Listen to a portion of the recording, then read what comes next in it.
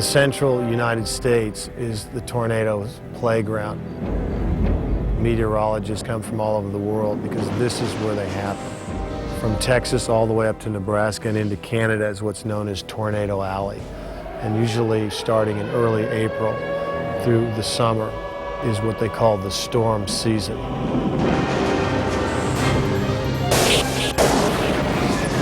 Everybody underground now!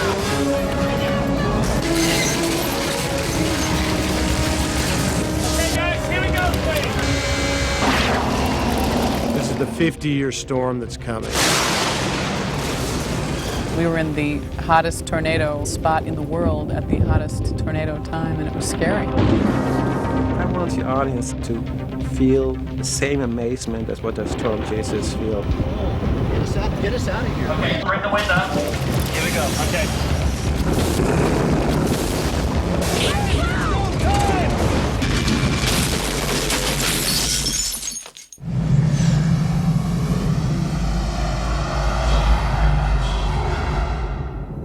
In the summer of 1995, during the heat of storm season, the director of Speed, Jan de Bont, along with producers Kathleen Kennedy, Michael Crichton, and Ian Bryce, set out to capture the dark side of nature on film. The result is Twister, the latest film from Steven Spielberg's Amblin Entertainment. It tells the story of two recently separated meteorologists, played by Helen Hunt and Bill Paxton, who were brought together again by the threat of the 50-year storm, a deadly system that threatens to drop multiple tornadoes into central Oklahoma. The NSSL says the cap is breaking. Towers are going up 30 miles off the dry line. All right, let's go. I'm playing this woman who's, while everyone else is scared and running away from a storm, she wants to see inside of it and go toward it, and fear is just not in her vocabulary. For these storm chasers, it's the chance of a lifetime, an opportunity to launch a tracking device nicknamed Dorothy that can unlock the secrets inside nature's most mysterious killer. We put her up inside a tornado. She opens and releases hundreds of these sensors that measure all parts of the tornado simultaneously. I'm a guy who walked away from it. I'm a gunfighter who left the gunfight. When I go back to see my ex-wife, Helen Hunt, to get the divorce papers signed, I've got my fiancé in tow. I realize that since I've seen her, she's become even more obsessed. Did you sign papers? She didn't? Come on, we can still catch him.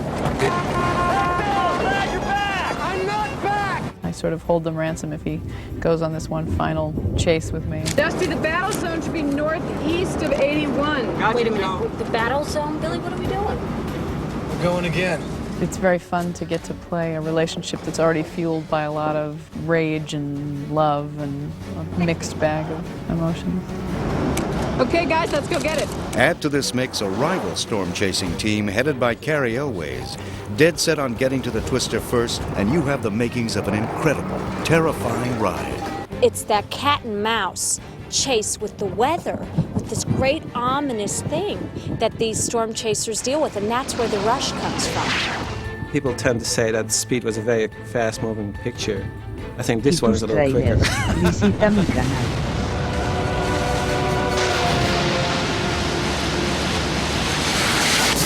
Traveling hundreds of miles throughout Tornado Alley, the line between the script, written by Michael Crichton and Anne-Marie Martin, and reality began to blur. The production found itself surrounded by the same violent weather they were portraying on screen. We could see on our portable Doppler that we had a supercell moving toward us. And in fact, not only was it moving toward us, it was literally bearing right down on us. It's exhilarating because what's happening around you is completely and totally beyond your control. The night before we started shooting, there was an awesome thunderstorm, thunder and lightning storm. And as an actor, you always hope that there'll be some omen that you were born to play the part or that you're, perfectly suited. The night before this movie started, I was lying in my bed going, if there were a tornado coming, I would run the other way. Lightning came out, and man, it was the loudest storm, and it was really powerful. The idea of people going out there chasing tornadoes tells you a lot about a person. On the very same day the Twister cast and crew hit the road, their real-life counterparts, the storm chasers from Vortex, had their sights set on the real thing. an offshoot of the National Severe Storm Lab, the team of scientists was tracking a massive storm system that had formed over the Texas Panhandle just south of the production. The mission today is to document the near tornado thermodynamic fields. Using a caravan of 20 vehicles, 2 airplanes and a command vehicle manned by the team leader, Eric Rasmussen, the Vortex team was able to pinpoint the tornado's touchdown, a terrifying place where in the middle of the day, it looks like night. It's still too dangerous for us to get out. There's an adrenaline rush to doing all this. You know, some guys like to go and surf the bonsai pipeline. Some guys are into hang gliders. These guys are into chasing tornadoes. And it's almost like chasing a rogue murderer. It's one of the most terrifying sights a human being can witness. Almost 345 degrees. The tornado we saw Friday was so strong that it peeled the asphalt off of a highway and threw it 600 feet out through a field. Percent telemetry, we need emergency crews here. Houses have been hit, over. Oh, get us out of here. I'm serious. I know. Not only have the storm chasers of Tornado Alley begun to unravel the physics behind the violent storms, through the increased use of video cameras, they have also captured some of the most terrifying images ever seen. It was this kind of urgency combined with the excitement of discovery that Jan de Bont wanted to capture in Twister. The production became its own storm chasing unit, ready on a moment's notice to move if the weather was right, or in this case, wrong. I wanted to have this feel of it, almost like a documentary, that like those guys are really doing. They had this one day, and in this day they had to get there. And it gives it a very unique look to the movie. We're driving due east on a country road we've been on for about 6 miles. We got an F-32 sitting here on the ground. Woohoo! I always feel that beauty gets in the way of the content, and I want to forget the beauty. I want to just go right to the heart of the story. We're getting slammed in here, guys. You better hang back. Time for deployment, guys. Let's do it. Sometimes when I didn't know what to do with this character, I decided I was playing Jan. Just focused and fearless. To recreate the violence of winds that can reach 300 miles an hour, de Bont again went for realism. Bring the wind up.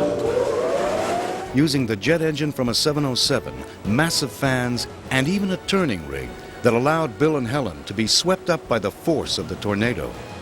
I knew reading the script it wasn't going to be, you know, like a easy picnic of a shoot. Here we go. Hold on!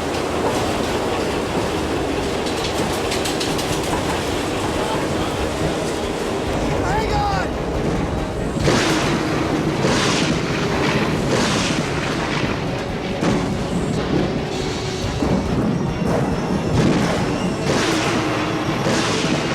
For the scenes when Helen and Bill drive straight into the storm, de Bont rigged up a caravan of semi-trucks spewing debris and ice chunks over the camera car and onto the actor's truck.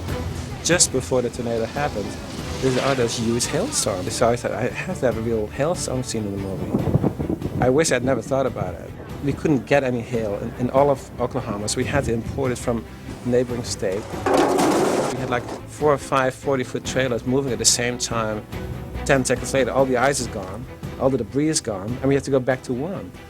It took forever to shoot that scene. Stand by to roll. All right, guys. Everybody knows the truck's going to be barreling right through here, so nobody should be close to the side of the road. Let's pull out, everybody, please. Everybody pull out.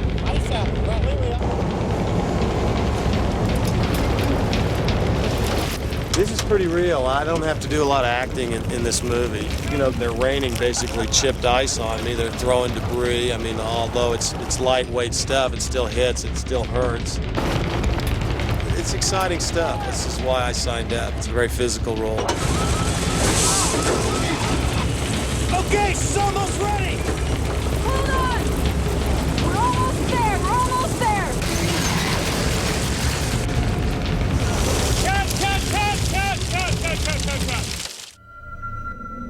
It really looks like the end of the world. They built a set using existing buildings and buildings they built for the establishing shot, and then they tore down. I'd say it was 7 square blocks, and they just reduced this place to rubble, and they had got literally cars and trees, and they copied a lot of famous tornado photographs. for blocks and blocks and blocks. We were walking through rubble up to our knees. It was just really bizarre. We need some hanging wires, electric power lines that can spark so that when we look this way behind them, there's this shower of sparks behind them. Y tus trailers, visita mi canal. I had no warning. Even just to create very, very small scenes took a phenomenal amount of manpower and equipment. And it really made all of us step back and realize how nature itself can create this on such a massive scale. And we were putting all our energy into just creating what would exist in the frame. This is Topeka, Kansas, and this is the aftermath of the most destructive tornado ever to strike the state capital. It sliced a path of death and damage a half-mile wide and 15 miles long. Tree just blew over. Look at that tree over. Look at the top. Get away from the windows. Get away.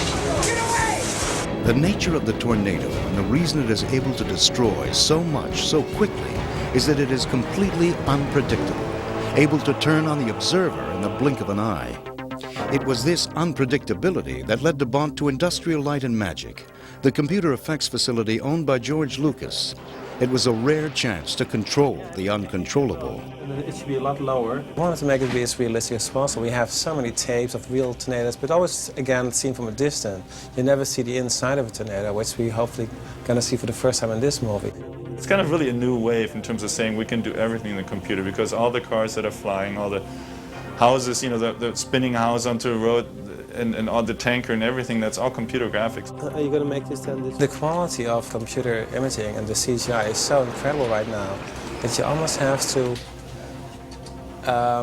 make it look like there were little mistakes in it. It's too perfect almost. We add the level of shake to it so that it builds up. The closer the tornado comes, the more intense that shake becomes.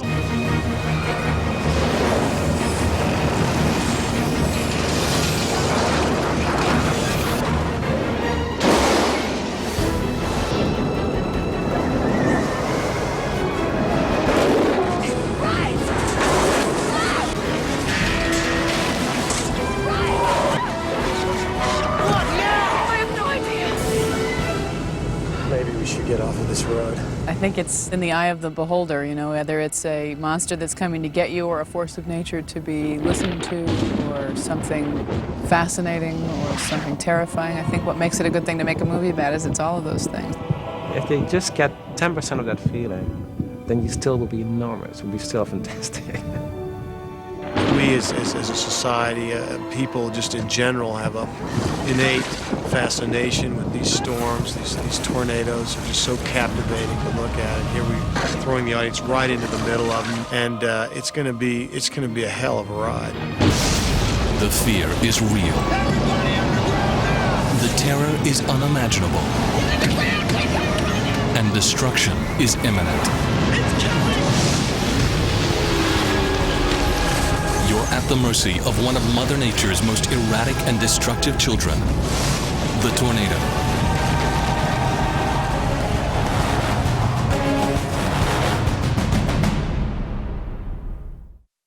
Tighten your seatbelt.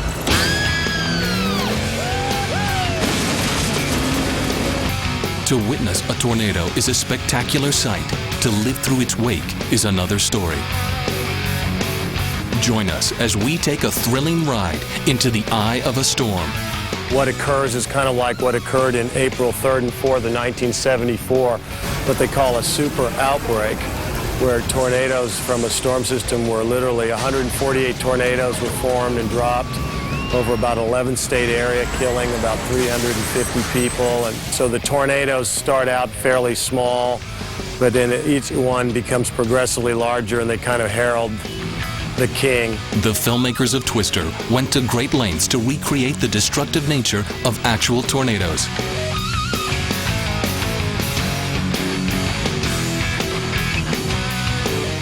I wanted to get a very realistic look of it. I looked at tons and tons of films, of documentaries about those tornado chases and about what sort of tornadoes look like. And it's all very rough. And I wanted to get the feeling, you know, for the audience that they were really participating in this movie, that they were making the same kind of trip, you know, through all those wild circumstances to get there. The realistic environments created by the art and special effects departments enabled the cast to experience the violent unpredictability of a severe storm front. Just to walk around that and just see how close it looks to the footage that I've seen, it's uncanny. And I think even the locals are kind of stunned. They're like looking around, they're going, my God, I guess this is what would happen if a tornado hit us. What a movie like this does, it only gives you more respect for nature. Because as you're trying to duplicate just a little tiny scene, what it is you have to put into that to even come close to what the actual event would look like is phenomenal. Creating the spectacular sets and practical effects were only one piece of the puzzle. Visualizing the various twisters that were called for in the script proved to be a formidable challenge. An F5, which is like the most powerful tornado, it can go more than a mile wide, and with wind speeds of up to 300 miles an hour inside the core, which is like 2 to 3 times as strong as the biggest hurricane, it totally pulverizes everything. Nothing's left. It's like it never even existed before. So the power is unbelievable. What I think Jan has done to bring people as close to a tornado as you'd ever want to get without ever having to hurt yourself whatsoever. And it's ominous. I mean, the footage that ILM has done, it's wild. It's just a wild ride. This challenge to create the over 300 intricate visual effects shots needed for the film was taken on by Stephen Fangmeyer and his fellow wizards at George Lucas's Industrial Light and Magic in Northern California. We have done a lot of testing before we started the movie because we wanted to make absolutely sure that you could do that in a realistic way. And the test turned out to be very good, very successful, and that kind of convinced us to make the movie, basically. Kind of another breakthrough, which is kind of nice, because a movie being shot in a documentary way, the effects has to have the same feeling to it. It's very, very hard to do. Before production began, painstaking research was conducted to make sure that the tornadoes depicted in Twister would look and react like their real-life counterparts. I think every sequence has a different looking tornado, and there's a lot of reference out there, and what we have found that hardly any tornado in that reference, which are mostly sort of home videos, unfortunately because quality isn't so great, that we can just imagine what the thing would look like if we ever captured anything on high quality film. But there's a lot of range out there, so we spend a lot of time looking at those tapes and figuring out, okay, what is interesting about particular tornadoes.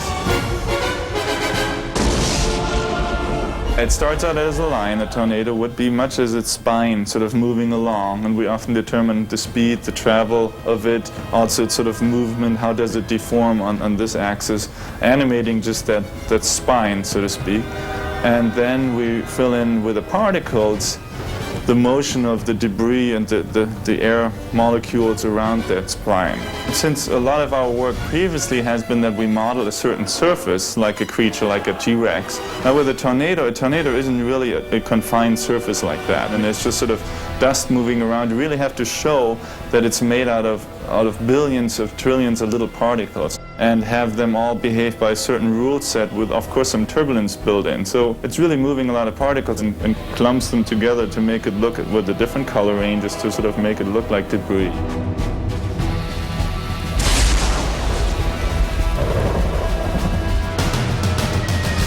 Once the initial wireframe models were created and approved, they became fully realized, taking on color, form, and texture. All the live-action elements were then combined to form a finished or composite shot. Creating realism and scope was essential to the filmmakers. Besides generating the actual twisters, objects such as tractors, tankers, and even a cow, which normally would be impossible to capture and control, were easily created in the computer environment.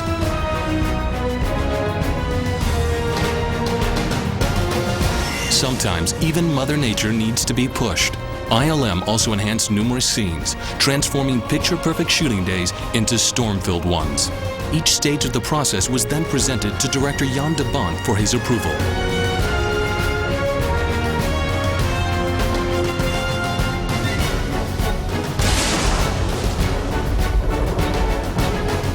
After months of intense post-production, the Twister team at ILM finally let their efforts speak for themselves. And Jan is really sort of, his curve just keeps on going up, until the end of the film. And his dynamics is, once, he says go, really got to keep that level up in the film. So every shot, more or less, really has to be pretty pumped up. And that's kind of fun. Once you get into that spirit and understand it, it's kind of fun to just sort of play everything out that way. And it's really a different way. It feels in some way more like you're going on a ride. And I think it makes our work with Jan so excellent, our cooperation, is that we sort of understand his style. And I think he appreciates also all the things we can put in that he just on location could have never planned out at that point in time or really executed there. Yeah.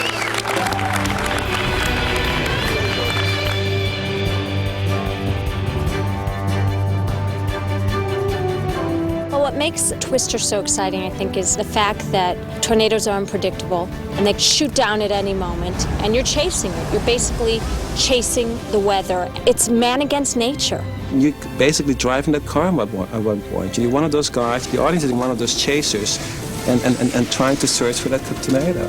It's like we all want to be close to danger. You don't get too close, but close enough so that we get the adrenaline going. I think whenever you can deal with phenomenal natural events, hurricanes, tornadoes, earthquakes, fires, things like that, we tend to think of them as being extraordinarily beautiful at the same time that they're extremely dangerous.